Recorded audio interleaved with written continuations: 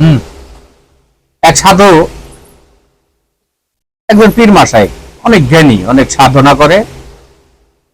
ফজরের টাইমে আবার সে নামাজ আদায় করে।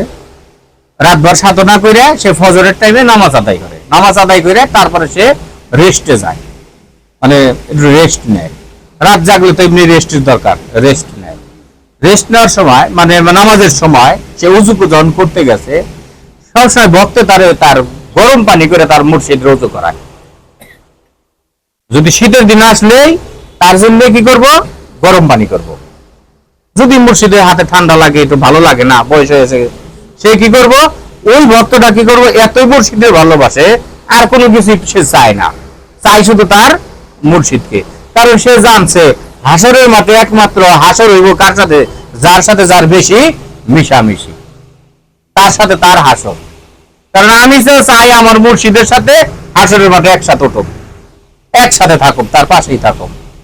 যখন এই কথাটা বুঝে গেছে, তখন সে আর মুর্শিদ ছাড়া আর কোনো কিছুই বুঝে না ভক্তে। তখন যখন শীতের দিন আসে, সে পানি গরম করার দায়িত্ব তার। সে পানি কইতে হয় না, পানিটা গরম করে মুর্শিদের সামনে হাজির।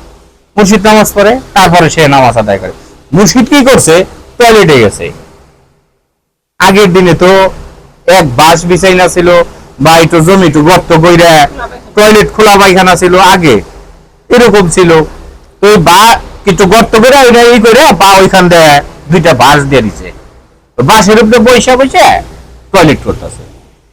টয়লেট শেষ, যখন পানি খরচ করবার গেছে, বদনিটা হাতের থেকে পড়ে মনে করো ওই যে ময়লার ভিতরে, সে ময়লার ভিতরে বদনিটা পড়ে গেছে।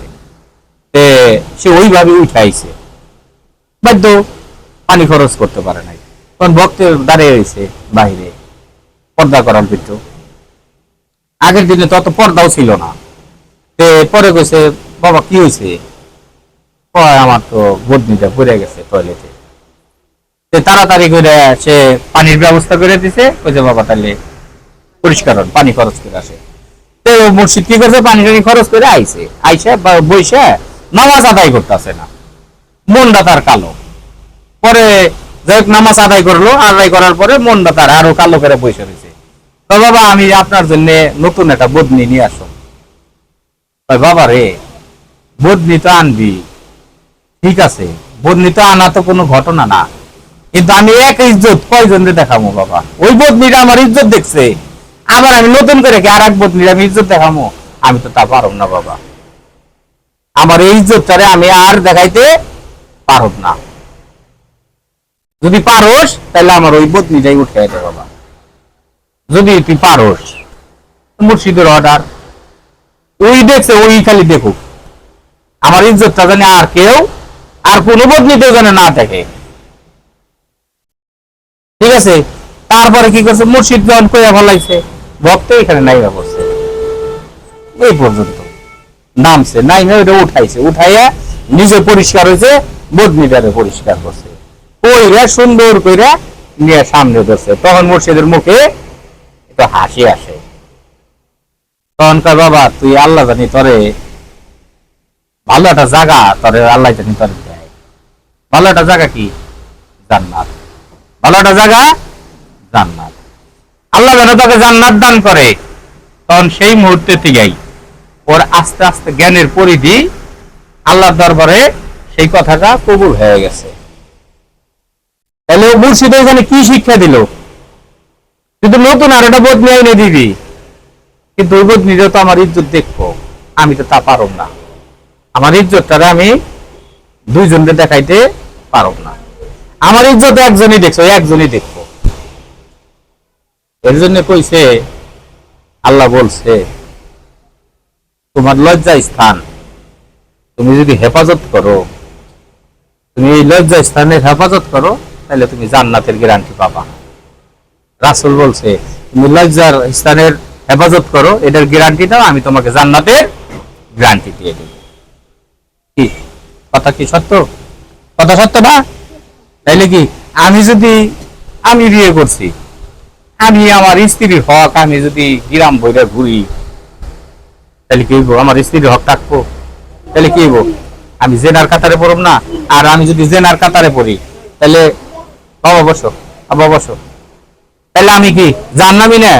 আমি যত বড় আলেম হই আর আমি যত বড় পীর হই, আমার নিজের জন্যই জাহান্নাম। এই বাবা, এই দরবারটা শিক্ষা দেওয়া হয় কি জানো? শুধু পবিত্র হওয়ার। এই দরবার থেকে শুধু শিক্ষা দেওয়া হয় পবিত্র হওয়ার, যাতে তোমার সুন্দর একটা জীবন তৈরি করতে পারো, সুন্দর একটা স্বভাব তৈরি করতে পারো, আল্লাহ যেন তোমাকে মুক্তি করে।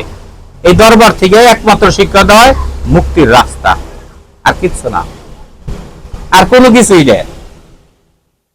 তুমি নামাজ, আমরা নামাজ পড়লাম না, দেখো নাই? তোমরাও নামাজ পড়বা। তারপরে যারা এই জায়গায় বায়াত হয়েছে তাদেরকে একটা জিকির দেওয়া হয়, আনফাস দেওয়া হয়। ওই যে একটু আগে আমি বলছিলাম, শুয়ে বইসে হাইটে দাঁড়াইয়া যে অবস্থায় আছো ওই অবস্থায় আল্লাহকে ডাকো, আল্লাহর স্মরণে থাকো, মুর্শিদের স্মরণে থাকো। আল্লাহর জিকির করার সে কি আর বড় ইবাদত আছে নাকি? হ্যাঁ, আল্লাহর জিকিরের সে কি আল্লাহর বড় আর কোনো ইবাদত আছে? কারণ আমার সৃষ্টিকর্তা যে আমাকে এই জমিনে রাখছে, যে আমাকে খাওয়ায় পড়ায় বা সুস্থ রাখছে, আমি তার নাম জপতেছি। আমি তো আমার পীরের নামও জপতেছি না, আমি তো কোনো আলেমের নামও জপতেছি না, আমি কোনো সনাতন ধর্মের কোন দেব দেবতার নাম জপতেছি না। তার নাম জপতেছি মহান সৃষ্টিকর্তা, যে আমাকে স্রষ্ট সৃষ্টি করছে, তার নাম আমি জপতেছি। তার জপনায় আমি আছি, নিজেরে রাখছি। এটাই মুক্তির রাস্তা। আর আমার স্বভাব চরিত্রটা আমি সুন্দর করতেছি। যদি আমি আমার স্বভাব চরিত্র সুন্দর না করি, সংসারে অশান্তি বাঁচবো, সংসারে ঋণ পাতিয়া সংসার বেনিশ হয়ে যাবো, ধ্বংস হয়ে যাবো, সংসার টিকবো না তো। কারণ আমার চরিত্র খারাপ, আমার স্বভাব, আমি জুয়া খেলি, আমি নেশা খাই, আমি নারীবাজি করি, বিভিন্ন সাইট আমার খারাপ, তাহলে কি আমার সংসার টিকবো?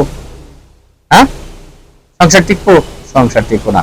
সংসার টিকে টেলিগো বউ যদি রাগি হয়, ইন্নাল্লাহ মা আস-সাবিরিন, আল্লাহ কি কইছে?